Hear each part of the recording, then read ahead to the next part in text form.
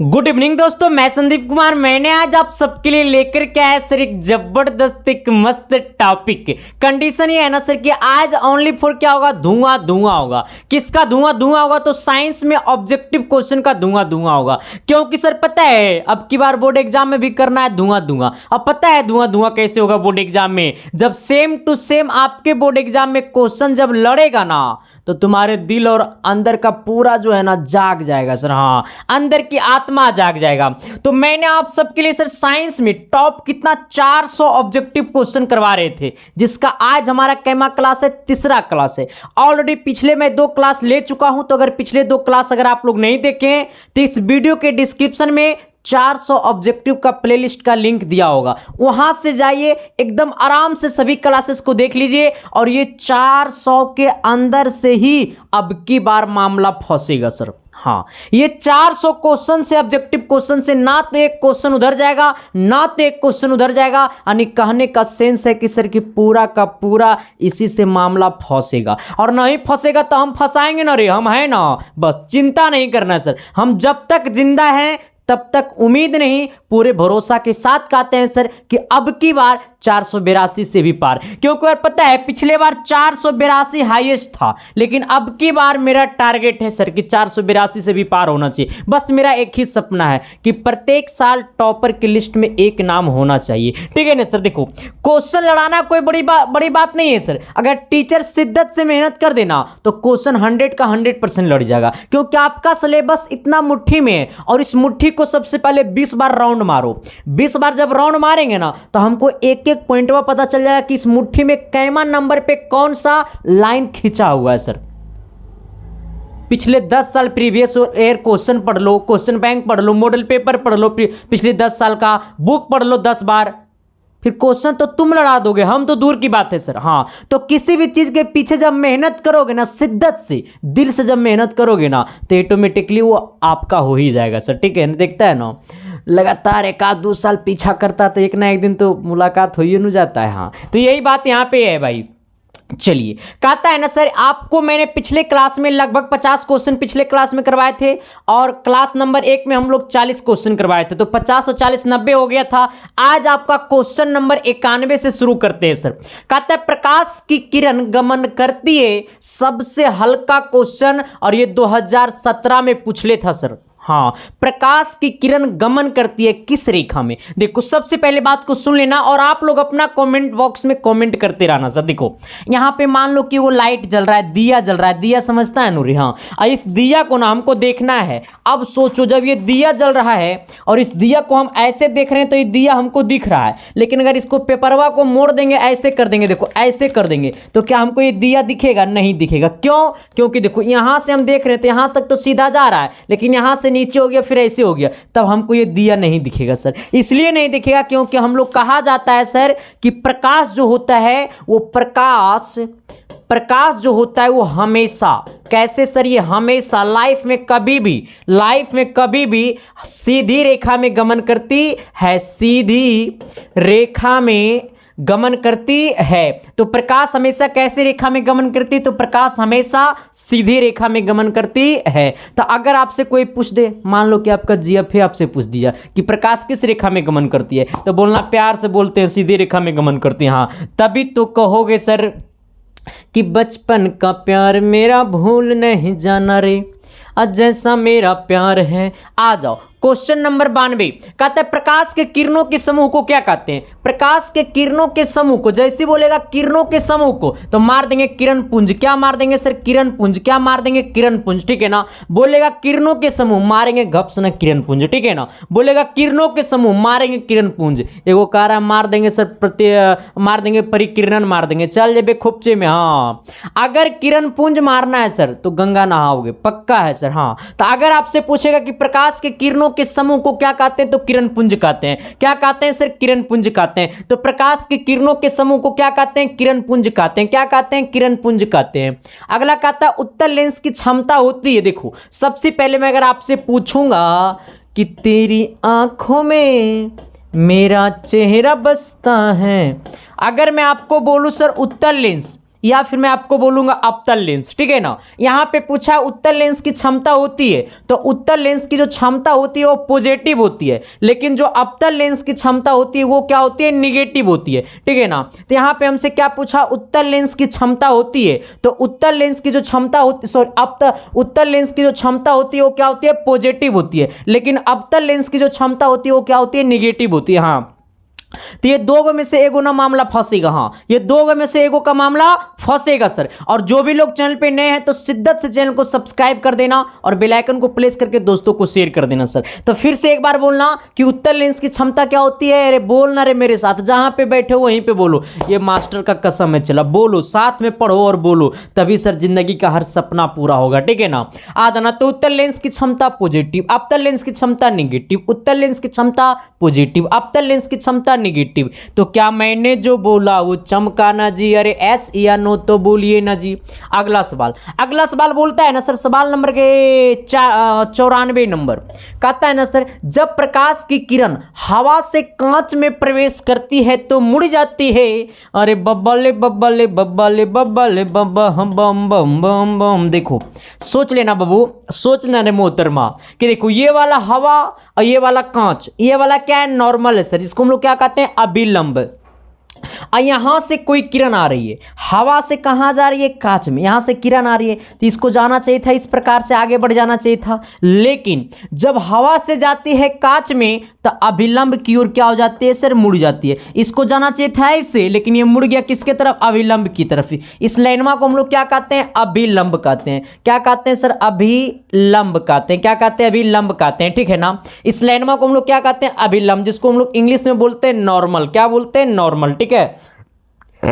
तो जब हवा से जाएगा कांच में तो कहां हो जाएगा, अभिलंब की ओर मुड़ जाएगा। जब हवा से जाएगा कांच में तो अभिलंब की ओर मुड़ जाएगा। जब हवा से जाएगा कांच में तो अभिलंब की ओर मुड़ जाएगा। यानी कहने का सेंस है सर कि अभिलंब से दूर जैता खोपचा में हम बोले हैं कि जब हवा से जाएगा कांच में तो अभिलंब की ओर मुड़ जाएगा। ये बोला अभिलंब से दूर जैते खोपचे में चला। हाँ, ये बोला अभिलंब के निकट, बिल्कुल सही बात है सर। जब हवा से जाएगा कांच में तो अभिलंब के निकट जाएगा। किधर जाएगा, अभिलंब के निकट जाएगा। किधर जाएगा, अभिलंब के निकट जाएगा, ठीक है ना। तो ऑप्शन नंबर क्या होगा सर, तो ऑप्शन नंबर जो है वो आपका बी क्या है, सही जवाब है, अभिलंब के निकट। बी मारोगे जाओगे गंगा नहाने, ए मारोगे, सी मारोगे, डी मारोगे जाओगे खोपचे में।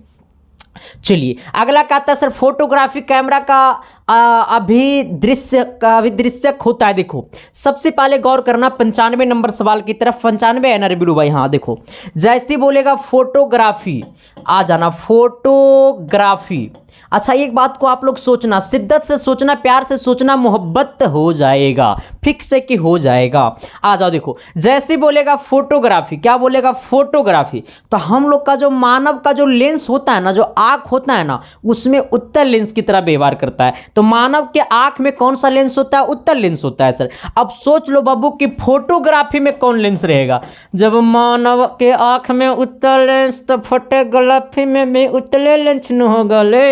हाँ बिल्कुल सही बोला ले, क्या होगा, उत्तल लेंस होगा। हाँ, तो अगर आज के बाद जिंदगी में कभी भी पूछे आपसे, ठीक है ना, फोटोग्राफी, अगर सूक्ष्मदर्शी पूछे, कभी कभी सूक्ष्मदर्शी मारेगा तो सूक्ष्मदर्शी तो यहाँ पे नहीं होगा, लेकिन अगर बोलेगा फोटोग्राफी तो मार देना क्या, उत्तल लेंस। क्या मारना, छड़ उत्तल लेंस। हाँ, अवतल मारोगे जाओगे खोपचे में। क्यों, क्योंकि अवतल का क्षमता क्या होती है, निगेटिव। उत्तल का क्षमता क्या होता है, पॉजिटिव। जस्ट मैंने आपको पढ़ाया ना कि उत्तल लेंस की क्षमता क्या होती है, पॉजिटिव। अवतल की क्षमता क्या होती है, निगेटिव। जब उत्तल की क्षमता पॉजिटिव तो मार देंगे फोटोग्राफी में उत्तल लेंस। चलो सवाल नंबर अगला की तरफ। अगला सवाल क्या बोलता है कि निर्गत किरण एवं अभिलंब के बीच के कोण को हम लोग क्या कहते हैं। देखो ये निर्गत किरण पता है ना, पता है जब एक खोपचे में, हाँ पता है तो जब गंगा नहाए ले।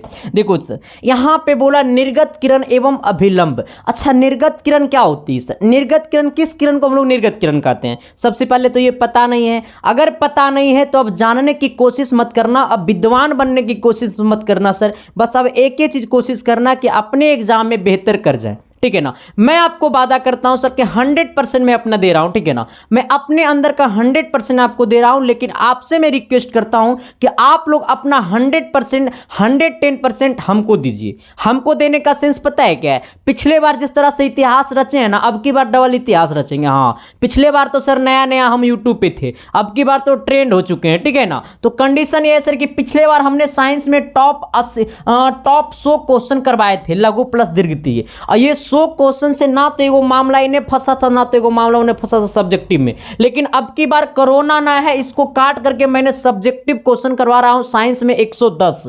कितना करा रहा हूं? 110। और 110 में ही मामला होगा बस। क्या होगा सर? मामला होगा बस। क्या होगा? मामला बस, ठीक है ना। और 110 से ना तो 1% उधर, ना तो 1% उधर जाएगा, ठीक है ना।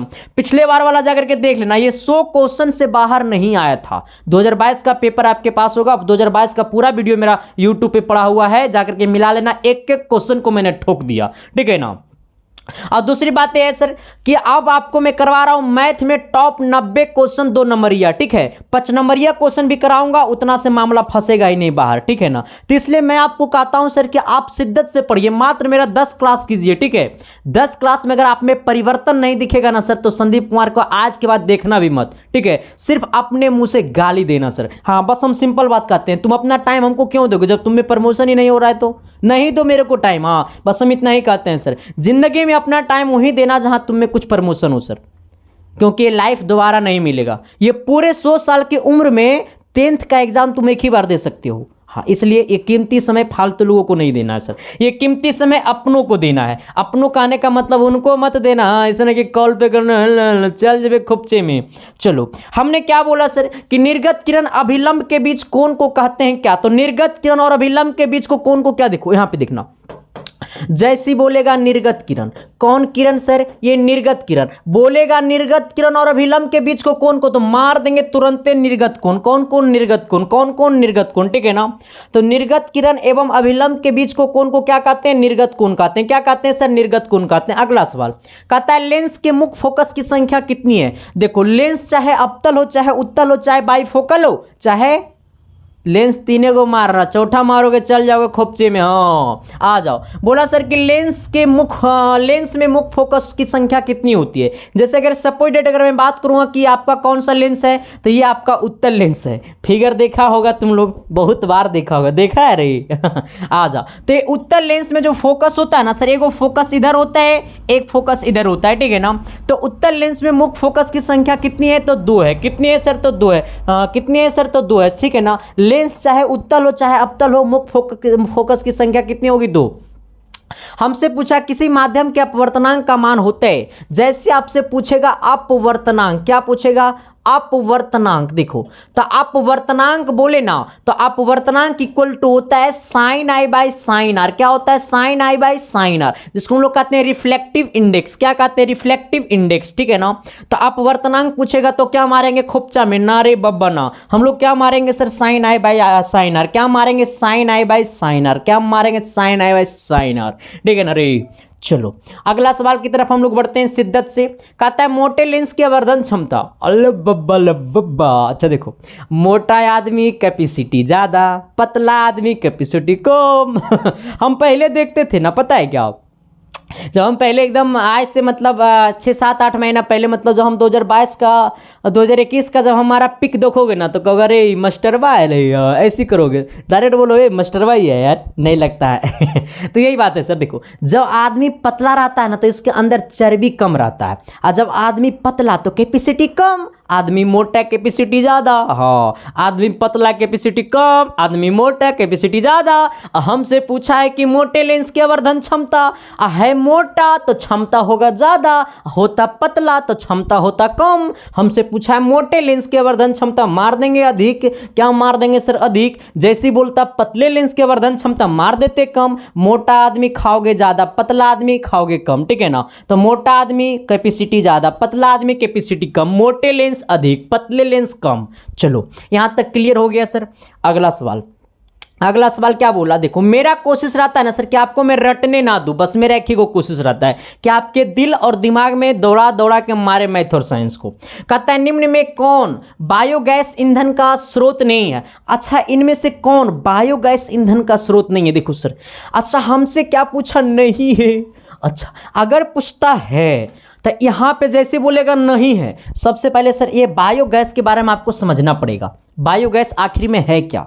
जब तक बायोगैस के बारे में नहीं समझ पाओगे तब तक ये नहीं खोज पाओगे कि कौन बायोगैस है और कौन बायोगैस नहीं है। तो पूरा डीपली तो आपको नहीं पढ़ा पाऊंगा सर, लेकिन मेरी कोशिश रहती है कि आपके दिल और दिमाग में रटने की जरूरत नहीं दे। देखो जैसे बोलेगा बायोगैस सर, देखो आप यहाँ पे भिन्न की तरह खोजना, लकड़ी जलती है, गोबर गैस जलती है, कोयला जलती है। अच्छा, लकड़ी, गोबर गैस और कोयला तीनों एक जैसा नहीं लग रहा है कि तीनों एक ही खानदान का इंसान है, नहीं लग रहा है। देखो लकड़ी, गोबर गैस, कोयला, हम लोग ये सब चीज़ों को खाना बनाने में इस्तेमाल नहीं करते हैं क्या, लेकिन नाभिकीय ऊर्जा को हम लोग इस्तेमाल करते हैं। नाभिकीय ऊर्जा ये तीनों से अलग नहीं दिख रहा है? अरे दिख रहा है ना रे बीरू भाई, तो मार देंगे घप से ना नाभिकीय ऊर्जा। क्या मार देंगे सर? नाभिकीय ऊर्जा। जैसे बोलेगा कि निम्न में कौन बायोगैस ईंधन स्रोत नहीं है, तो मार देंगे नाभिकीय ऊर्जा। देखो लकड़ी, गोबर गैस, कोयला, ये तीनों एक जैसा लग रहा है, नहीं लग रहा है, तीनों जलने वाला चीज है, लेकिन नाभिकीय ऊर्जा जो है ना थोड़ी सी अलग दिखाई दे रहा है। जैसे दिखेगा अलग, यहां पे बोला नहीं, मारेंगे नाभिकीय ऊर्जा। चलो तो एक बार फिर से बोलना, शिद्दत से बोलना, प्यार से बोलना, मोहब्बत से बोलना कि निम्न में कौन कोई बायोगैस ईंधन नहीं है, तो मारेंगे नाभिकीय ऊर्जा। पूछा क्या कि किसी नाभिकीय विखंडन में मुक्त ऊर्जा होते हैं, नाभिकीय विखंडन में मुक्त ऊर्जा। देखो जैसे बोलेगा ना सर नाभिकीय विखंडन में मुक्त ऊर्जा, क्या बोलेगा रे मेरे मोहतरमा? मुक्त ऊर्जा। जैसे बोलेगा मुक्त ऊर्जा, मारेंगे 200 MeV। क्या मारेंगे? 200 MeV, 200 MeV।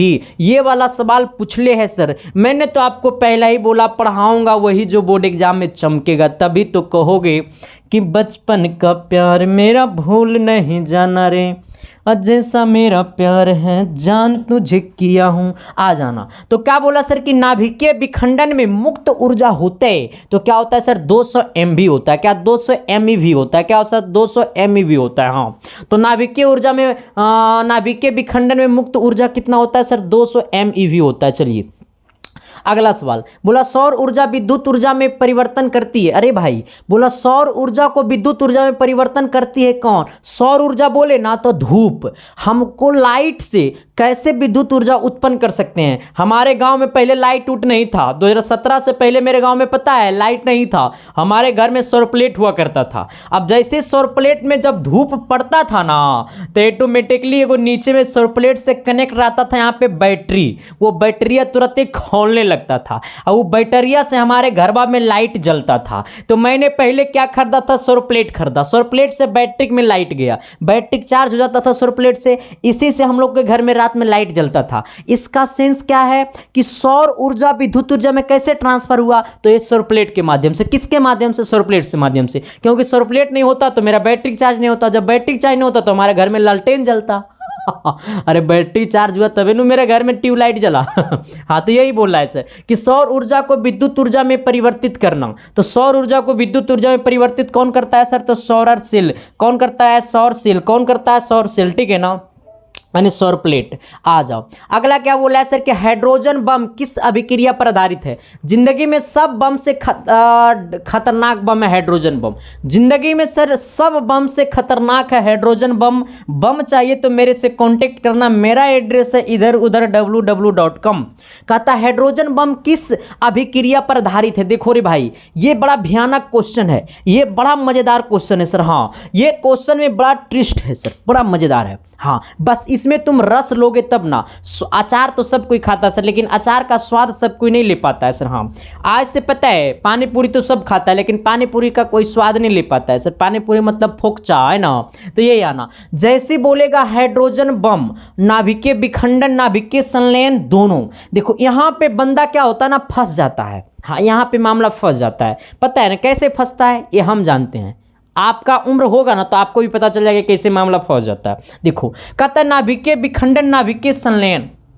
अगर तुम गूगल करोगे ना तो हाइड्रोजन बम में ना नाभिकीय विखंडन का भी काम है और नाभिकीय संलयन का भी काम है। लेकिन हमसे सवाल क्या बोला कि नाभिकीय किस अभिक्रिया पे आधारित है। जैसे बोलेगा किस अभिक्रिया पे आधारित है तो मारेंगे नाभिकीय संलयन पे। किस पे सर? नाभिकीय संलयन पे। किस पे सर? नाभिकीय संलयन पे। किस पे सर? नाभिकीय संलयन पे। ये पॉलिटेक्निक का सबसे पॉपुलर क्वेश्चन है। हाँ, पॉलिटेक्निक एग्जाम में सबसे पॉपुलर क्वेश्चन यही है कि हाइड्रोजन बम किस सिद्धांत पे आधारित है तो नाभिकीय संलयन पे। कहता है कोशिका झिल्ली किस प्रकार की झिल्ली है।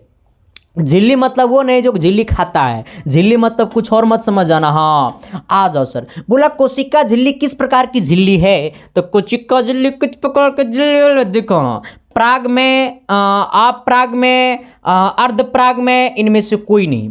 जैसी बोलेगा कोशिका झिल्ली, क्या बोलेगा सर? कोशिका झिल्ली। देखो जैसे बोलेगा कोशिका झिल्ली किस प्रकार की झिल्ली है तो अर्ध प्राग में। अर्ध प्राग में कहेगा सर अर्ध प्राग में मतलब क्या होता है। अब हमसे तुम बोलेगा कि गुरुजी हमने तो शादी कर लिया, घर ले चल आया, अब बोलेगा कि सर जी हमको अब नहीं रखना है तो लतियानु देंगे रे। हाँ, अब तुमको जहां पढ़ने का था थ्योरी अब तुम वहां पढ़वे नहीं किया, हम तुमको करवा रहे हैं क्वेश्चन और तुम बोलेगा गुरुजी पूरा डीपली पढ़ाओ ना तो ऐसे ना होता है रे वीरू भाई, ठीक है नु। हाँ, तो अर्ध प्राग में क्या सर? अर्ध प्राग में होगा। तो क्या बोला हमसे कोशिका झिल्ली किस प्रकार की झिल्ली है तो अर्ध प्राग में। देखो हंसोगे तो मामला फंस जाएगा, ठीक है ना। हंसना मत, मन से पढ़ो, शिद्दत से पढ़ो, क्योंकि अगर सेंस मेरा हमारा बात का अगर सेंस निकालोगे ना तो हर बात में पॉजिटिव निगेटिव निकलेगा तुमको, ठीक है। लेकिन जितना पॉजिटिव निकालोगे उतना निगेटिव भी निकल जाएगा मेरा बात में, ठीक है, क्योंकि मेरा बात हर किसी को दिल में भाता नहीं है सर।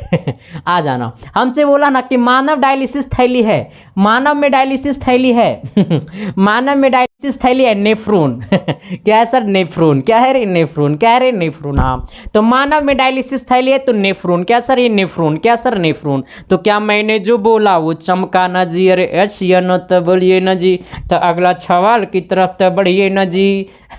आ जाना आ जाना आ जाना आ जाना। बोला निम्नलिखित में कौन उत्सर्जी अंग है। अच्छा देखो बोला उत्सर्जी अंग है, यहां पे किसका किसका मामला फंसेगा सर? कौन कौन गंगा नहाएगा, कौन कौन खुपचा में जाएगा? जल्दी से जल्दी कमेंट बॉक्स में कमेंट कर देना सर, और दोस्तों के पास भी शेयर कर देना।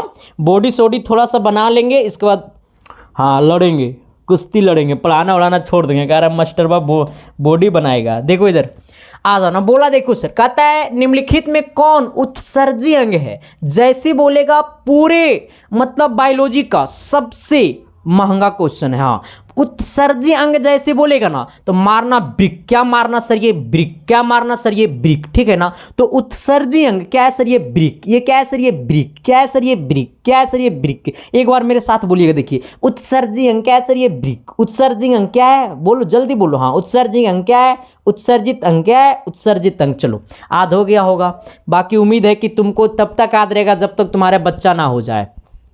हमसे क्या बोला अगला सवाल कि रक्त में आयरन की कमी से होने वाला रोग। देखो भाई ये वाला सवाल नू ये सबको बता देना। हाँ, जैसे बोलेगा रक्त में, किसमें? रक्त में किसके कमी से तो आयरन की कमी से होने वाला रोग। रक्त में आयरन की कमी से होने वाला रोग एनीमिया है। क्या सर? ये एनीमिया है। क्या सर? ये एनीमिया है, ठीक है ना। ये बहुत ही महंगा क्वेश्चन है, बहुत ही भयानक क्वेश्चन है, बहुत ही जबरदस्त क्वेश्चन है, ठीक है ना। तो जैसे बोलेगा सर कि रक्त में आयरन की कमी से होने वाला रोग, तो रक्त में आयरन की कमी से होने वाला रोग क्या है सर? ये एनीमिया है। क्या सर? ये एनीमिया है। तो क्या मैंने जो बोला वो चमका ना जी? अरे एस या नो तो बोलिए ना जी। और एक बात और भूल रहे हैं धीरे धीरे हम बात को, पता है क्या? जिनको पीडीएफ चाहिए, जिनका हाथ काम नहीं करता है, जो नहीं लिख पाते हैं, ऐसे ऑब्जेक्टिव लिखना असंभव है इतना, ठीक है ना, तो उसके लिए मैंने पीडीएफ प्रोवाइड किया हूं। सर कहां पीडीएफ मिलेगा? तो आपको मेरा टेलीग्राम चैनल पे मिलेगा, ठीक है ना। इसी बहाने मेरा टेलीग्राम का फॉलोवर्स भी बढ़ जाएगा। तो लोग तो यही सोच रहा होगा कि मास्टरवा वीडियो के डिस्क्रिप्शन में कहन पीडीएफ डालता है। हर देखो भाई, हम तो पहले एक के बात हम बोलते हैं कि जिंदगी में ना हम अपने फायदा का काम कुछ भी नहीं करते हैं। हम सीधे सोचते हैं कि जिस दिन आपका भला हो जाएगा ना तो ऑटोमेटिकली मेरा भला हो जाएगा। हम एक ही बात सोचते हैं सर। हाँ, बेहतर गाड़ी खरीदने से पहले हमको यह देखना पड़ेगा कि मेरे पास बेहतर घर है या नहीं।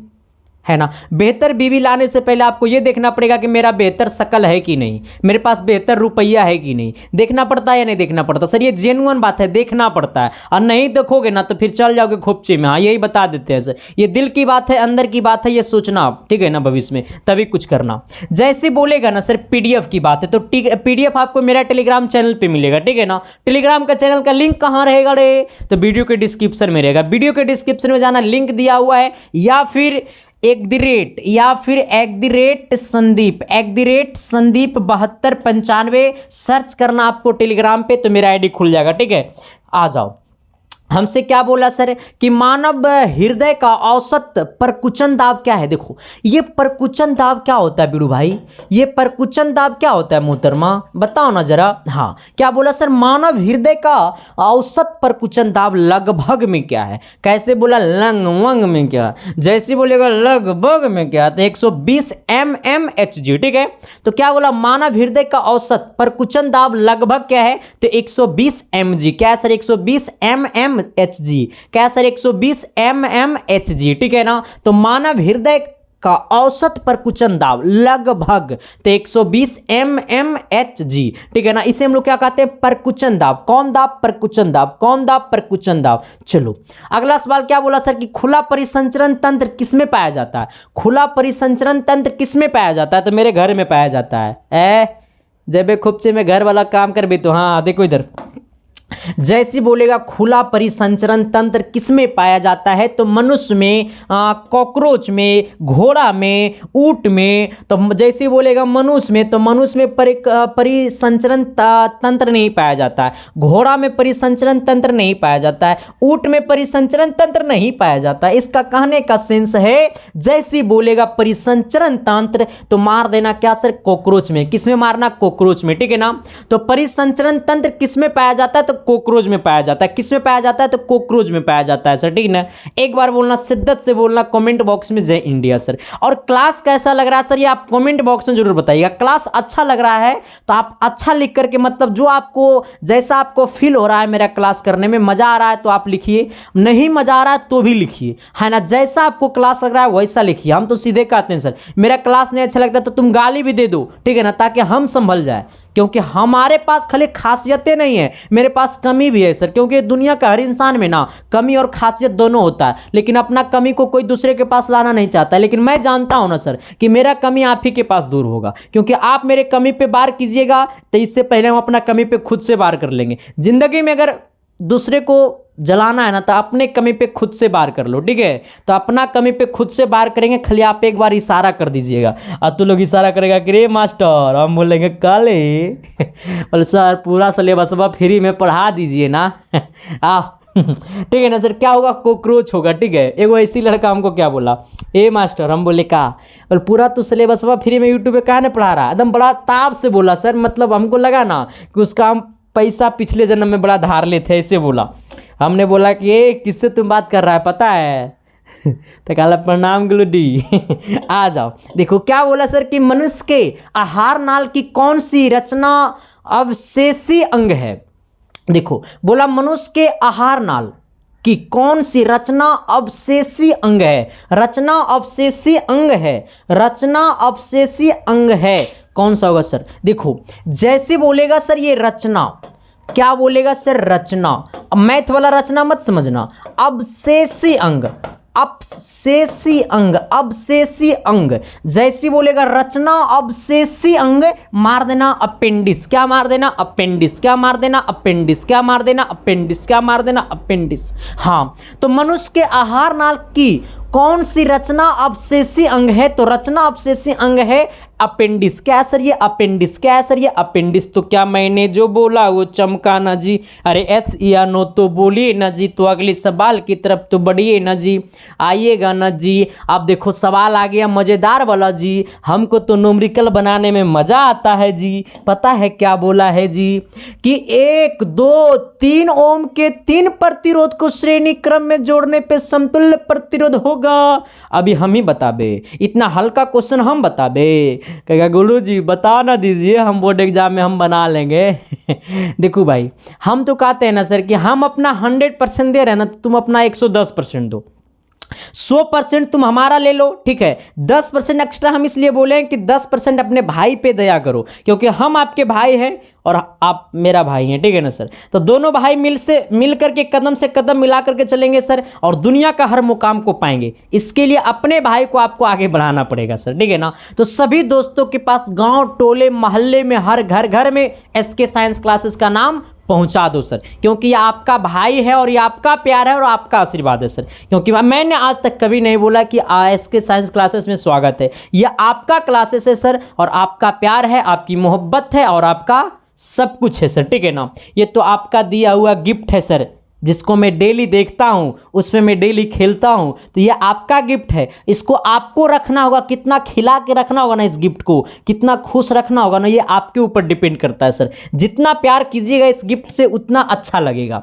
बोला 1 2 3 ओम के 3 प्रतिरोध। अच्छा, एगो 1 ओम का प्रतिरोध है, फिर 2 ओम का प्रतिरोध है, फिर 3 ओम का प्रतिरोध है, ठीक है ना सर। कितना कितना ओम का है? 1 ओम, 2 ओम, 3 ओम का प्रतिरोध है, और तीनों प्रतिरोध को श्रेणी क्रम में जोड़ा गया। जय छी बोलेगा छलेनी कलम, जय छी बोलेगा छलेनी कलम। तो छलेनी कलम में समतुल्य प्रतिरोध क्या होता है? श्रेणी क्रम में समतुल्य प्रतिरोध। श्रेणी क्रम में समतुल्य प्रतिरोध क्या होता है? श्रेणी क्रम में समतुल्य प्रतिरोध बोले तो R बराबर होता है R1, और प्लस क्या होता है सर? ये R2, प्लस क्या होता है? R3, plus dot dot dot dot dot dot Rn तक जाता है। कहां तक जाता है? Rn तक जाता है, ठीक है।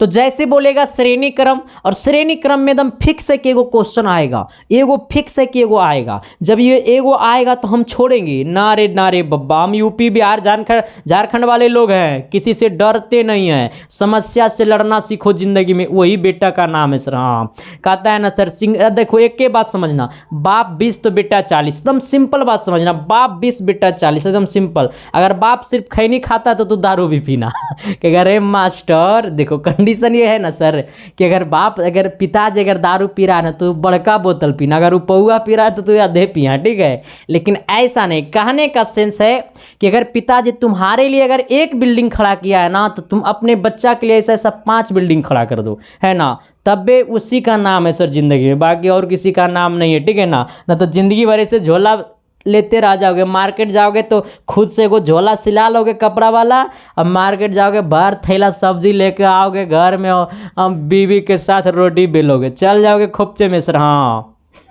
बस मैंने इस पर एक बात भी बोला था, बड़ा भयानक बात बोले थे, अभी नहीं बोलेंगे क्योंकि अभी मन नहीं है बोलने का, ठीक है। आ जाना। अब बोले थे पिछले बहुत सारे पहले क्लास में हम बोले थे एक बात, बड़ा अच्छा बात था ये, ठीक है ना। लेकिन चलो अभी नहीं बोलेंगे। तो इसलिए हम कहते हैं ना सर कि तुम सोच लो, कभी कभी तुम कल्पना करो कि तुम जब रोड पे चलोगे तो तुम्हारा ड्राइवर होगा, तुम्हारा एक गार्ड होगा, और तुम्हारा थैला लेके कोई और चलेगा, सिर्फ और सिर्फ तुम पेटीएम से वहाँ पे ऑनलाइन पेमेंट करोगे। कितना मज़ा आएगा ज़िंदगी जीने में यार। घर में जाओ, जब घर में घुसोगे तो तुम्हारा गेट कोई और खोलेगा। तुम 4 व्हीलर से जब ट्रेवल करोगे, कोई मॉल और दुनियादारी हेलोगे, तुम्हारा बीवी आगे रहेगी, तुम रहोगे, गेट खोलेगा, तुम्हारा बीवी तुम पे बड़ा गर्व महसूस करेगी कि अरे यार शायद बड़ा, मतलब सोचो, कल्पना करो तुम। हम तो कहते हैं सर ज़िंदगी में कम से कम उतना बड़ा इंसान तो ज़रूर बन जाओ कि नॉर्मल मॉल में जब हिलना ना, तो जो सामान पे हमने हाथ रख दिया ना, तो वो सामान की प्राइस देखना ना पड़े। जिंदगी में इतना बड़ा इंसान तो जरूर बन जाना। बस हम एक ही चीज़ बोलेंगे सर, इतना बड़ा इंसान जरूर बन जाना कि कोई भी मॉल अगर हम हिल गए, नॉर्मल मॉल, अगर उसमें कोई भी सामान पे हाथ रख दें तो उसका प्राइस देखने की ज़रूरत ना पड़े। अभी हम लोग जब कोई मॉल जाते हैं, अभी हम लोग मॉल से शॉपिंग क्यों नहीं करते हैं ज़्यादा? क्यों? क्योंकि उसमें नॉर्मल कपड़ा का प्राइस ज़्यादा होता है सर, इसलिए हम लोग शॉपिंग नहीं करते हैं, है ना। हम लोग का भी जिनगुनो ही बात है, ठीक है ना। तो यही है सर कि ज़िंदगी में कम से कम उतना बड़ा बन जाओ। अपने अगर तुम्हारे बच्चा जिस कॉलेज पे हाथ रख देगा ना, जिस स्कूल पे, कि हमको वो स्कूल में पढ़ना है, तो उसके लिए तुमको प्राइज की ज़रूरत ना पड़े कि वो स्कूल में खर्च कितना पड़ता है सर, उतना बड़ा इंसान तो जरूर बन जाना। हाँ, बाकी तुमको हमने कहते कि तुम अंबानी बन जाओ, आ जाओ। तो आर समतुल्य प्रतिरोध बोलेगा श्रेणी क्रम में, तो आर बराबर होता है R1 plus R2 plus R3, ठीक है ना। अब देखो तो ये आर होता है समतुल्य प्रतिरोध। यहाँ पे देखना सर, ये R1 की वैल्यू कितना है? 1 है। R2 कितना होगा? 2 है। R3 कितना होगा? 3 है। अगर यहाँ पे एक और होता 4 5 6, लेकिन है नहीं। होता तब सोचते है नहीं, अगर और आगे रहता तो ऐड करते चले जाते। ये दोनों तीनों को जोड़ दो, 1 और 2 3 और 3 और 3 कितना हो गया? 6 ओम। कितना हो गया सर? 6 ओम। ऑप्शन नंबर क्या होगा? डी। अगर यही तुमसे पूछ देता रे मोहतरमा कि ये जो है वो समांतर क्रम में है, कौन सा क्रम में है सर? ये समांतर क्रम में है। अगर ये समांतर क्रम में होता और आपसे पूछता समतुल्य प्रतिरोध, क्या पूछता रे बेड़ू भाई? समतुल्य प्रतिरोध क्या है सर? ये समतुल्य प्रतिरोध क्या है सर? ये समतुल्य प्रतिरोध, ठीक है ना। जैसे पूछता समतुल्य प्रतिरोध तो 1/r बराबर होता है 1/r1 plus 1/r2 plus 1/r3 plus 1/r4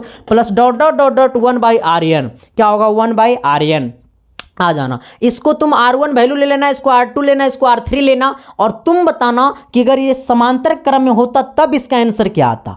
हाँ बता दो थोड़ा सा। तो इसका क्या हो जाएगा? 1/r बराबर हो जाएगा 1/1 प्लस 1/r2 का वैल्यू 2 है प्लस 1/r3। यहाँ पे 1 2 3 का एलसीएम कितना हो जाएगा सर? 6 हो जाएगा। यहाँ पे हो जाएगा 6 प्लस 3 प्लस 2, इसको जोड़ दो सर। 6 और 3 9 9 2 11, वही ना होगा? ले 6 3 9 9 2 11, 11/6 ओम। कहानी खत्म है, ठीक है ना सर। तो यही बात है।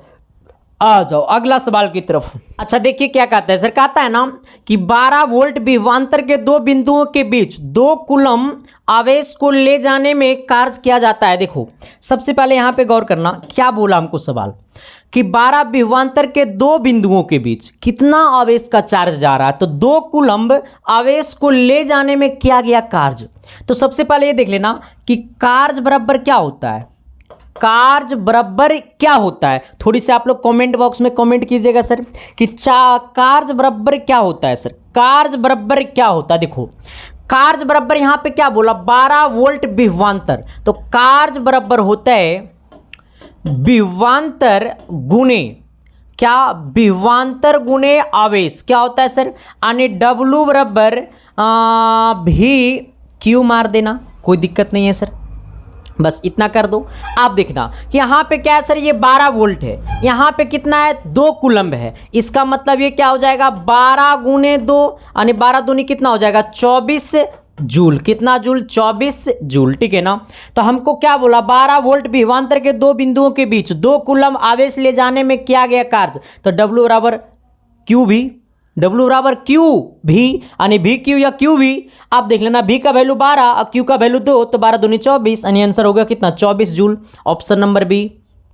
चलिए अगला सवाल। अगला सवाल क्या बोलता है, थोड़ी सी गौर कर लेना। कहता है जब किसी चालक तार से विद्युत धारा प्रवाहित होती है तो गतिशील कण होते हैं क्या? देखो सबसे पहले गौर कर लेना, कहीं भी कभी भी अगर कोई चालक तार से विद्युत धारा प्रवाहित हो रही है, कभी भी कहीं भी अगर विद्युत धारा प्रवाहित हो रही है, तो जो हमेशा गतिशील होता है ना वो इलेक्ट्रॉन होता है सर। जो हमेशा का गतिशील होता है ना वो क्या होता है?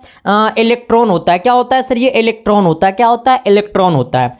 गतिशील हमेशा इलेक्ट्रॉन रहता है, लेकिन प्रोटॉन क्या रहता है देख लेना। जैसे न्यूक्लियस है तो न्यूक्लियस के पास पॉजिटिव चार्ज होता है, यहां से इलेक्ट्रॉन इस प्रकार से क्या करता है? मूव करता है सर। तो इलेक्ट्रॉन क्या करता है? मूव करता है। इलेक्ट्रॉन क्या करता है? मूव करता है। प्रोटॉन किसके पास रहता है? तो ये न्यूक्लियस के पास रहता है, ठीक है ना। तो इसलिए बोला गया कि जब किसी चालक तार से विद्युत धारा प्रवाहित होती है तो गतिशील कण, तो गतिशील जब कण बोलेगा तो मार देना तुरंत इलेक्ट्रॉन। क्या मारना सर? इलेक्ट्रॉन। क्या मारना? इलेक्ट्रॉन। तो क्या मैंने जो बोला वो समझा ना जी, यानी चमका ना जी? अरे एस या नो तो बोलिए ना जी। अगला बोला निम्नलिखित में कौन विद्युत का सुचालक है? देखो रे भाई बोला सुचालक। क्या बोला है? सुचालक। ये सुचालक को कुचालक समझते हो जी? नहीं समझते हो जी? अरे सुचालक को कुचालक नहीं समझते हो जी? समझते हो जी? चलो तब तो शादी फिक्स है। हमसे बोला निम्नलिखित में कौन विद्युत का सुचालक है? सल्फर है, प्लास्टिक है, आयोडीन है, ग्रेफाइट है। अच्छा ये सल्फर, प्लास्टिक, आयोडीन तीनों उल्टा पुल्टा नहीं लग रहा है देखने में? तो हमसे बोला विद्युत का सुचालक, तो विद्युत का सुचालक क्या होगा सर? ये ग्रेफाइट होगा। क्या होगा सर? ग्रेफाइट होगा, ठीक है ना। तो बोला निम्नलिखित में कौन विद्युत का सुचालक है? तो ग्रेफाइट है। एक बार दोस्तों के पास शेयर कर देना, और जो भी लोग चैनल पे नए हैं तो चैनल को सब्सक्राइब कर देना। अगला क्या बोला सर? थोड़ी सी गौर कर लेना। कहता है क्या कि किसी बल्ब से 220 वोल्ट, अरे बाबा ले बाबा, क्या बोला सर? किसी बल्ब से 220 वोल्ट पर 2 एम्पियर की धारा प्रवाहित होती है तो फिलामेंट का प्रतिरोध होगा। क्या बोला, फिलामेंट का प्रतिरोध होगा। सवाल समझा? नाले बम्बा ना, तो हम समझाते हैं, गौर करो। पता है क्या बोला, किसी बल्ब में कितना वोल्ट, तो 220 वोल्ट। अच्छा, वोल्ट की वैल्यू कितना है सर, 220 वोल्ट, ठीक है ना, से कितना एम्पियर की धारा प्रवाहित होती है, यानी आई बराबर कितना हो गया, 2 एम्पियर की धारा प्रवाहित होती है। तो हमसे क्या बोला सर कि फिलामेंट का प्रतिरोध क्या होगा। अच्छा, प्रतिरोध बोले तो आर बराबर वाट। ले तेरी आंखों में मेरा चेहरा दिखता है। तेरे आंखों में क्या दिखता है, सिर्फ एग्जाम का चेहरा दिखता होगा ना, कितना लोग को तो मैसेजो दिखता होगा। खोपड़िया खोल देंगे रे बीड़ू भाई। हाँ देखो, हमसे बोला सर कि 220 वोल्ट, देखो भी से पकड़ लेना वोल्ट, विभवांतर मालूम है, आई मालूम है, हमसे पूछा प्रतिरोध, तो प्रतिरोध बल प्रतिरोध बल विभवांतर, प्रतिरोध बराबर विभवांतर बट्टा क्या, विद्युत धारा, विभवांतर बता धारा, विद्युत धारा, ठीक है। यानी प्रतिरोध बोले तो आर रेसिस्टेंस, भी से विभवांतर, आई से धारा, विद्युत धारा। हमें भी पता है कितना, 220, कितना है सर ये 220। हमें आई की वैल्यू कितना पता है, 2 ओ 110 बल में गलत खोपचा में, यानी आर बल 110 ओम। क्या हो गया सर, 110 ओम। आर बराबर कितना हो गया, 110 ओम। ऑप्शन नंबर क्या मारेंगे, डी। क्या मारेंगे सर, डी। तो क्या मैंने जो बोला वो चमका ना जी। आ जाओ, अगला बोला सर आमीटर को विद्युत परिपथ में कैसे जोड़ा जाता है। आमीटर को, किसको, आमीटर, आमीटर, आमीटर, आमीटर को रे बीड़ू भाई, आमीटर को विद्युत धारा में कैसे जोड़ा जाता है। तो आमीटर को हमेशा किस में जोड़ा जाता है, तो श्रेणी क्रम में जोड़ा जाता है। आमीटर को हमेशा श्रेणी क्रम में जोड़ा जाता है। कैसे जोड़ा जाता है, तो आमीटर को हमेशा का हमेशा श्रेणी क्रम में जोड़ा जाता है सर, ठीक है ना। हमसे पूछा है आमीटर को विद्युत परिपथ में कैसे जोड़ा जाता है, तो आमीटर को विद्युत परिपथ में कैसे जोड़ा जाता है सर, तो श्रेणी क्रम में जोड़ा जाता है। चलो अगला सवाल क्या बोला, अगला सवाल बोला है ना, शुष्क सेल में ऋण इलेक्ट्रोड किस धातु का होता है। शुष्क सेल में ऋणा इलेक्ट्रोड किस धातु का होता है। ऋणा इलेक्ट्रोड किस धातु का होता है, कार्बन का, जस्ता का, तांबा का, इनमें से कोई नहीं। जैसे बोलेगा सर ये ऋणा इलेक्ट्रोड, क्या बोलेगा, ऋणा इलेक्ट्रॉन, ठीक है ना। जैसे बोलेगा ऋण इलेक्ट्रॉन, जैसे बोलेगा ऋण इलेक्ट्रॉन, क्या मारेंगे सर, तांबा या जस्ता, नहीं सर मारेंगे हम लोग जस्ता। क्या होगा सर, जस्ता। तो आपका राइट जवाब क्या होगा, जस्ता। बोलेगा ऋणा इलेक्ट्रोड मारेंगे जस्ता, बोलेगा ऋणा इलेक्ट्रोड मारेंगे जस्ता, बोलेगा ऋणा इलेक्ट्रोड मारेंगे जस्ता, बोलेगा ऋणा इलेक्ट्रोड वो कारा मार देंगे खोपचा। चल जब खोपचे में, हाँ गंगा नहाना है तो मारना जस्ता बाबू। आ जाओ, अगला सवाल। अगला बोला कि जिन पदार्थों में विद्युत मुक्त रूप से प्रवाहित हो सकती है उन्हें कहते हैं। देखो, जिन पदार्थ में विद्युत मुक्त रूप से प्रवाहित हो सकती है उन्हें हम लोग क्या कहते हैं। अच्छा, जिन पदार्थों में विद्युत जो होता है सर वो मुक्त रूप से प्रवाहित होता है उससे हम लोग क्या कहते हैं, हम लोग उसे कहते हैं अर्ध विद्युत चालक, विद्युत रोधी कहते हैं, विद्युत चालक कहते हैं, इनमें से कोई नहीं कहते हैं। देखो, मुक्त रूप से विद्युत धारा प्रवाहित होना, ठीक है ना। जैसे बोलेगा मुक्त, क्या बोलेगा सर, मुक्त। मुक्त का मतलब कोई चाट लेगा कोई खा लेगा। जैसे देखता है ना, मंगनी के चंदन लगाओ भर नहीं रहा रे, वो कहानी सुना है तू लोग रे, कहा अगलो जी चुड़वे की है। जहाँ मंगनी में कोई चीज़ मिलता है तो ये नहीं देखता है कि इसका मतलब क्या है, नहीं है, कमी कुछ ना देखता, खाली खासे बात दिखाई देता है। हाँ, मंगनी में मिले तो अगर पैसा का मिलेगा तो कहेगा अरे इसमें तो ये कमी है। तो यही बोला गया है सर कि जैसे ही बोलेगा कि मुक्त में, तो मुक्त में जो होता है सर वो विद्युत चालक में होता है। किस में होता है, विद्युत चालक। किस में होता है, विद्युत चालक में, ठीक है। तो जिन पदार्थों में विद्युत मुक्त रूप से प्रवाहित हो सकती है उन्हें हम लोग कहते हैं विद्युत चालक। क्या कहते हैं, विद्युत चालक, ठीक है। आ जाना, कहता है अर्धचालक का ताप बढ़ने पर उसका प्रतिरोध होता है क्या। देखो सर यहां पे गौर कर लेना, अर्धचालक ये क्या है सर, अर्धचालक। अर्धचालक मतलब समझता, अर्धचालक मतलब समझा, जिससे चालक क्या प्रवाहित होती है, नहीं। जिससे बोला अर्धचालक, अर्धचालक मतलब जिससे चालक प्रवाहित हो ही नहीं रहा है, तो उसमें कुछ प्रतिरोध बढ़ा देंगे, चाहे ताप बढ़ा देंगे, चाहे कुछ बढ़ा देंगे तो प्रभाव पड़ेगा रे, नहीं प्रभाव पड़ेगा। अच्छा, बहरा को हम कितना गाली दे देंगे तो पता चलेगा कि हमारा गाली दे रहा है कि भजन सुना रहा है, पता चलेगा, नहीं पता चलेगा। सपोज मान लो हम मतलब ये मान लो ना, ये मान लो कोई है, मान लो वही होगी और क्या है ना, कोई है, मान लो आने वाला मैडम है, ठीक है ना। अब मान लो ये एकदम बेबहिर है, इसको हम खूब भजन सुना दिए, अच्छा अच्छा खूब बकबका रहा है, और इसके सामने बहिरा के सामने, बहिरी के सामने हम बीन बजा देंगे तो इसको पता चलेगा रे नहीं ना पता चलेगा। यही बात बोला सर कि अर्धचालक का ताप बढ़ा देंगे। अगर अर्धचालक का हम ताप बढ़ाइए देंगे तो इसमें कोई परिवर्तन होगा नहीं, ये अपरिवर्तनीय रहता है। क्या रहता है सर? अपरिवर्तनीय। क्यों? क्योंकि यह है अर्धचालक। तो अर्धचालक में ताप बढ़ा देंगे, चाहे प्रतिरोध बढ़ा देंगे, कुछ कर देंगे रे, तो इसमें कोई परिवर्तन होगा नहीं? होगा सर, हाँ, क्योंकि अर्धचालक का ताप बढ़ने पर उसका प्रतिरोध क्या होता है सर? तो प्रतिरोध में कोई परिवर्तन नहीं होता है, क्योंकि बहिरा के सामने कितनों बीन बजा देंगे, चाहे डीजे लगा देंगे, चाहे पटना वाला लगा देंगे, कुछ गाना लगा देंगे, तो पता चलेगा नहीं। तो अपरिवर्तनीय रहता है सर। क्या रहता है? अपरिवर्तनीय। देखो सर, पढ़ने का ना एक तरीका होता है सर, जिंदगी में तो हर कोई पढ़ता है अजीब अजीब तरीका से, लेकिन हम और आप एक बेहतरीन तरीका से पढ़ना है सर। वैसे पढ़ना है कि कम समय में सबसे बेहतर रिजल्ट दे पाए।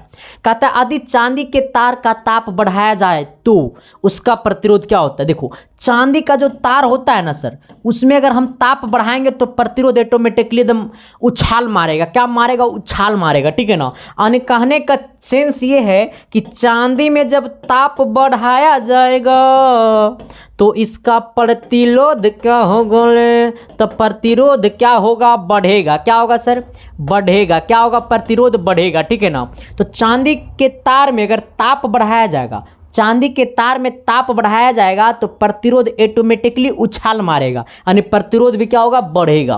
प्रतिरोध क्या होगा सर? ये बढ़ेगा। अगला कहता है विजातीय आवेशों के बीच किस प्रकार का बल लगता है? विजातीय आवेशों के बीच, विजातीयों का मतलब समझ रहा है? विजातीयों का मतलब समझ रहा है? अट्रैक्शन या रिपल्सन, आकर्षण बल या प्रतिकर्षण बल। तो यहाँ पे आकर्षण बल। विजातीय बोलेगा, विजातीय मतलब सेम जाति नहीं, विजातीय मतलब अलग अलग जाति। देखो ऐसे विजातीय कहने का मतलब है ना बाबू कि एगो पॉजिटिव रहेगा, एगो निगेटिव रहेगा। जब एगो पॉजिटिव चार्ज रहेगा, एगो निगेटिव रहेगा, तो यहाँ पे क्या होगा? आकर्षण होगा। क्या होगा रे मेरे वीरू भाई? आकर्षण बल काम करेगा। कौन बल काम करेगा? आकर्षण बल, ठीक है। और सपोज दैट मान लो चाहे पॉजिटिव निगेटिव हो, चाहे निगेटिव पॉजिटिव हो, ठीक है, इसमें आकर्षण बल काम करेगा। अगर निगेटिव निगेटिव हो या फिर अगर पॉजिटिव पॉजिटिव हो, तो ये सब में जो काम करेगा वो आपको प्रतिकर्षण बल काम करेगा। कौन सा बल काम करेगा? प्रतिकर्षण बल काम करेगा। कौन सा बल काम करेगा? प्रतिकर्षण बल। तो ये दोनों जो है सर वो विजातीय श्रेणी में आता है। इसे हम लोग क्या कहते हैं? विजातीय। क्या कहा जाते हैं? विजातीय आवेशों के बीच। तो ये विजातीय आवेश है, ठीक है ना, मतलब अलग अलग जाति के आवेश है। एक पॉजिटिव जाति के है तो एक निगेटिव जाति के है, एक निगेटिव के दूसरा पॉजिटिव के है। इसमें सेम जाति के बीच जो बल लगता है वो प्रतिकर्षण बल काम करता है। अलग अलग जातियों की जो बल काम करता है वो आकर्षण बल काम करता है, ठीक है। आ जाना, बोलेगा बी जाती है, मार देंगे आकर्षण, तो जाओगे गंगा नहाने, आ जाओगे। अगला सवाल क्या कहता है सर कि यदि एक तार में 2 मिनट में 48 कूलम्ब आवेश प्रवाहित हो तो तार में विद्युत धारा का मान देखो पता है सवाल क्या बोला सर? सवाल बोला है ना कि एक तार में 2 मिनट में 48 कूलम्ब आवेश प्रवाहित हो तो तार में विद्युत धारा का मान। देखो अच्छा कितना मिनट में? 2 मिनट में। अच्छा टाइम कितना दिया हुआ है? 2 मिनट। तो सबसे पहले ये 2 मिनट को ये 2 मिनट को बदल दो सेकंड में, तो 1 मिनट में 60 सेकंड, तो 2 मिनट में 120 सेकंड। आ जाना, ये क्या हो गया सर? 120 सेकंड हो गया। अब कितना कूलम्ब आवेश? तो कितना कूलम्ब आवेश? तो 48 कूलम्ब का आवेश प्रवाहित होता है। कितना सर? ये 48 कूलम्ब का आवेश प्रवाहित होता है, ठीक है ना। अब हमसे क्या बोला कि तार में विद्युत धारा का मान, यानी धारा बोले तो आई, विद्युत धारा हमसे निकालने के लिए बोला। तो आई बराबर क्या होता है सर? आई बराबर क्या होता है बताओगे?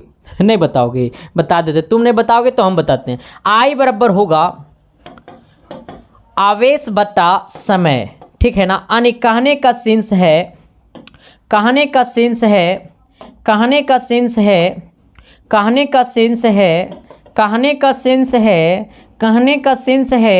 कि विद्युत धारा बराबर होता है आवेश बट्टा समय। क्या होता है? आवेश बट्टा समय, ठीक है। हमको आवेश मालूम है 48, टाइम मालूम है 120 सेकेंड, 120 को 48 से भाग देंगे तो हो जाएगा 0.4 एम्पियर, 0.4 एम्पियर। किसी प्रकार की दिक्कत समस्या है तो बता दो मेरे यारों, आपकी समस्या पे करूंगा खुल के बार, है ना। अगर किसी प्रकार की कठिनाई है जिंदगी में, कहीं पे भी किसी प्रकार की कठिनाई है तो मुझे बता देना, हर कठिनाई पे मैं करूंगा खुल के बार। अगला सवाल, अगला सवाल क्या बोला कि सरलतम हाइड्रोकार्बन है, सरलतम हाइड्रोकार्बन मतलब सबसे अच्छा हाइड्रोकार्बन, तो जब मीथेन दिखाई देगा तो किसको मारेंगे, मीथेन को मारेंगे। सरलतम हाइड्रोकार्बन मार देंगे मीथेन। क्या मार देंगे सर, मीथेन। अरे तेरी अखियों की बार तेरा होठ का सिकान। आ जाओ, अगला सवाल क्या बोला कि नाइट्रोजन अणु में कितने सहसंयोजक बंधन होते हैं। जैसे बोलेगा सर ये नाइट्रोजन अणु, क्या बोलेगा सर ये नाइट्रोजन अणु, नाइट्रोजन अणु बोलेगा मार देना खोपचा में 3। कितना मारना, खोपचा में नहीं, गंगा नहाने जाना 3 मार देना, ठीक है। तो बोलेगा नाइट्रोजन अणु तो मारना 3, अगर खोपचा में जाना है तो मारना 1, मारना 2, मारना 4, ठीक है, जाओगे खोपचा में। अगर बोलेगा सर कि नाइट्रोजन अणु में कितने सहसंयोजक बंधन होते हैं तो 3 होते हैं। अगला सवाल, अगला सवाल क्या बोला कि एथेनॉल का क्रियाशील मूलक है। देखो सर, एथेनॉल का जो पहचान होता है ना, एथेनॉल का जो पहचान होता है वो OH से होता है। किससे होता है, OH से होता है। किससे होता है, OH से होता है। किससे होता है सर, OH से होता है, ठीक है ना। तो एथेनॉल का क्रियाशील मूलक क्या है, OH है। क्या है सर, ये OH है। आ जाना। अगला कहता है कोशिका में अनुवांशिक पदार्थ है। कोशिका का अनुवांशिक पदार्थ क्या है, कोशिका का अनुवांशिक पदार्थ जो है सर वो DNA है। क्या है सर, ये DNA है, ठीक है ना। तो कोशिका में अनुवांशिक पदार्थ क्या है, DNA है। क्या है सर, ये DNA है। तभी तो कहोगे। कहता है मेंडल ने अपने प्रयोग के लिए किस पौधे का चुना था। मेंडल जब बायोलॉजी में प्रयोग कर रहे थे तो वो मटर के पौधों को चुना था। किसके चुना था, मटर के पौधों को चुना था, ठीक है ना। तो मेंडल ने अपने प्रयोग के लिए किस पौधों को चुना, तो मटर की पौधों को चुना। किसको चुना, तो मटर की पौधों को चुना, ठीक है। अगला सवाल, अगला सवाल बोला है ना सर, शरीर में भोजन का पाचन किस प्रकार की अभिक्रिया है। सबसे मजेदार सवाल, सबसे भयानक सवाल। देखो सर, जैसे बोलेगा शरीर में, एकदम बड़ा झकास सवाल है। शरीर में भोजन, शरीर में भोजन का पाचन किस प्रकार की विक्रिया है। तो शरीर में जो भोजन का पाचन होता है ना सर, तो वो सबसे पहले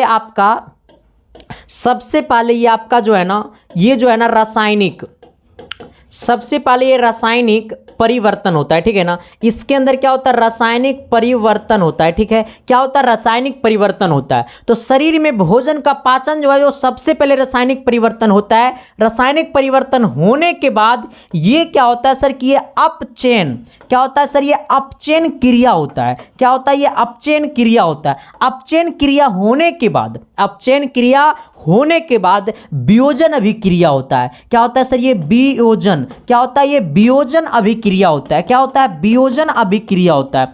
मैंने आपको 3 बात बताया। कितना बात बताया, 3 बात बताया।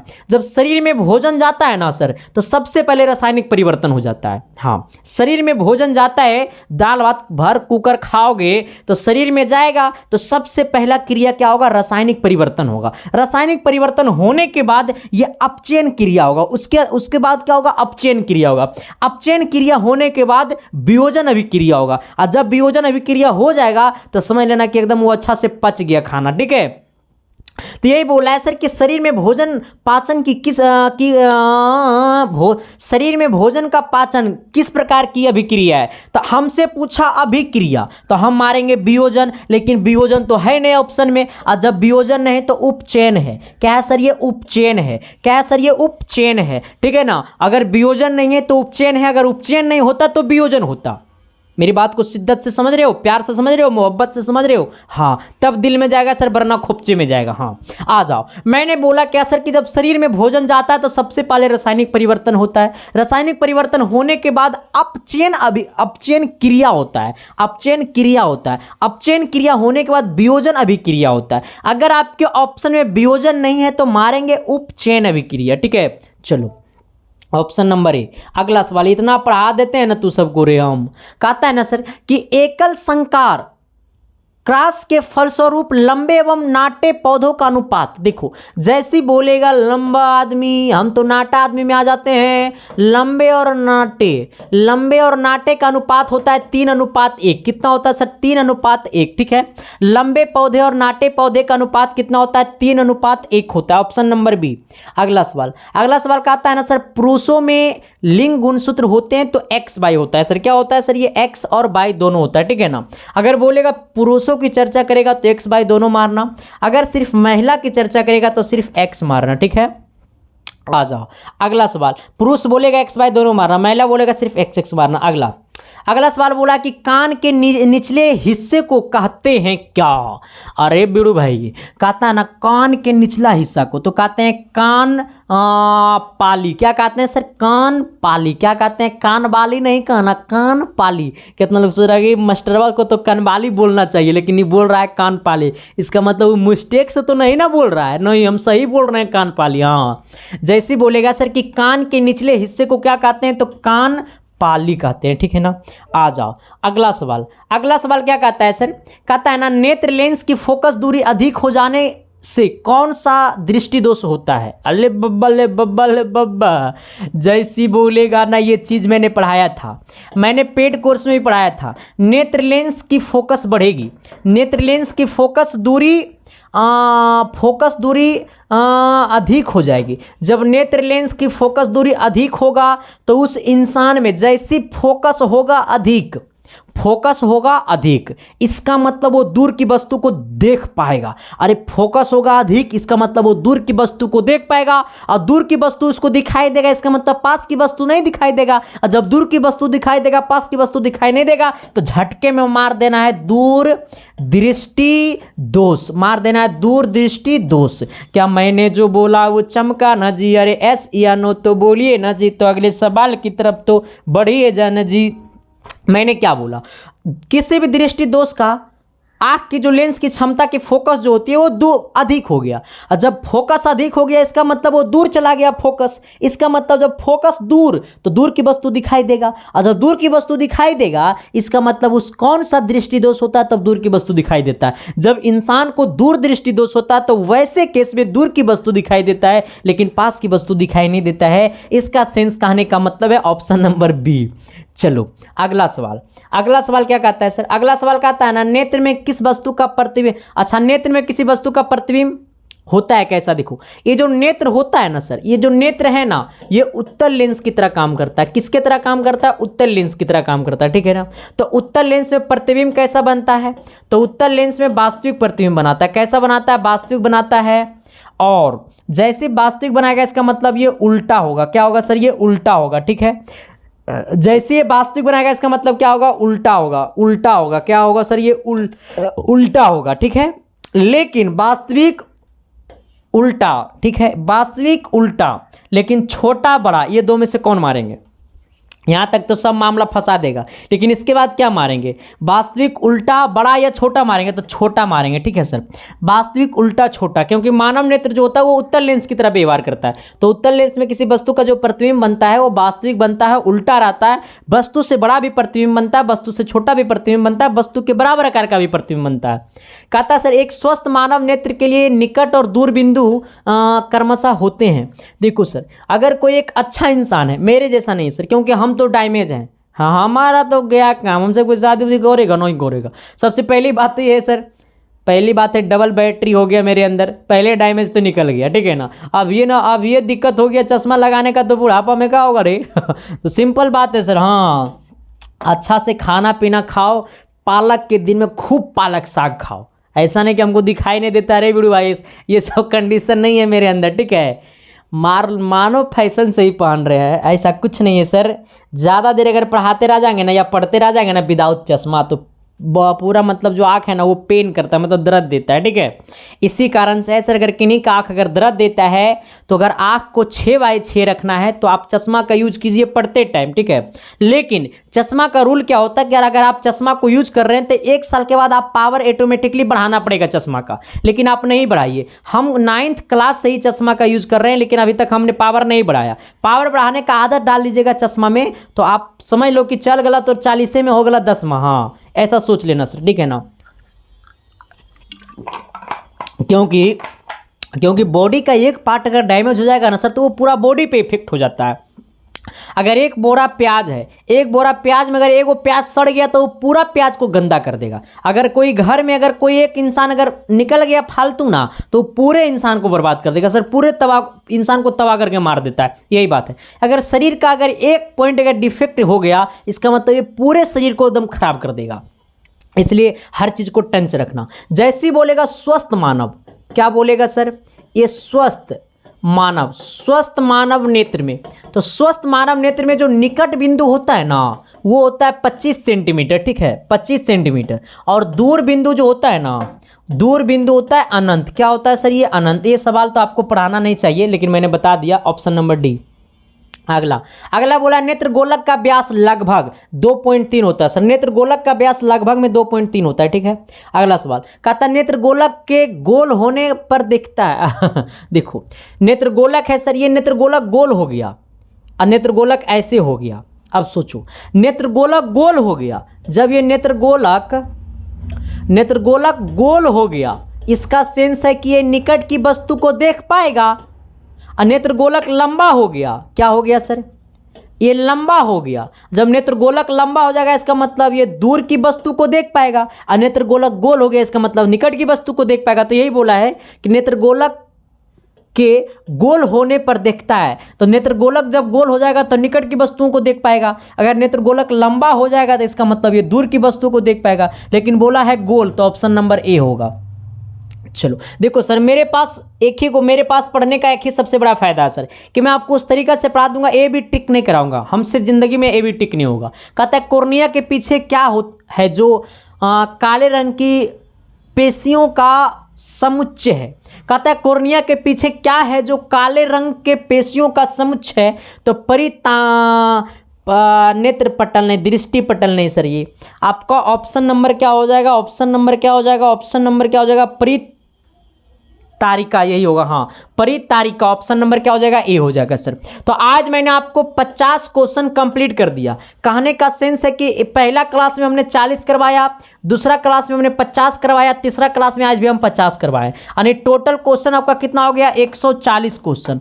हमने आपके टोटल 140 क्वेश्चन करवा दिया। चौथा क्लास का इंतजार नहीं करना सर। जो भी लोग चैनल पे नए हैं तो चैनल को सब्सक्राइब कर देना, बेल आइकन को प्रेस करके दोस्तों को शेयर कर देना। शिद्दत से, प्यार से, मोहब्बत से भाई को प्यार कर लेना सर, क्योंकि यह आपका परिवार है। जितना आगे बढ़ाओगे परिवार को, इतना खुशी मिलेगी सर। मैं आपसे दक्षिणा के रूप में बस एक ही चीज मांगता हूं सर, अधिक से अधिक मात्रा में सभी दोस्तों के पास शेयर करना, क्योंकि फ्री एजुकेशन हर घर में पहुंचे, हर घर की जागरूकता को बढ़ाए सर। क्योंकि हर घर में अगर एक शिक्षित इंसान पैदा हो जाएगा ना सर, तो वो घर को बदल देगा। तो बस आपका भी बहुत बड़ा योगदान रहेगा घर घर तक शिक्षा को पहुंचाना। हम तो सिर्फ पढ़ाते हैं सर, हर घर पहुंचाना आपका काम है, ठीक है। तो इसलिए भाई को प्यार करना, आशीर्वाद देना सर भाई को। बस आशीर्वाद करने का मतलब शेयर करना ठोक के, ठीक है। Thank you sir, love you. बाकी सारे क्लासेस को करते रहिए शिद्दत से, प्यार से, मोहब्बत से। मिलते हैं आप सबको बीच अगली क्लास में, तब तक के लिए thank you sir, love you.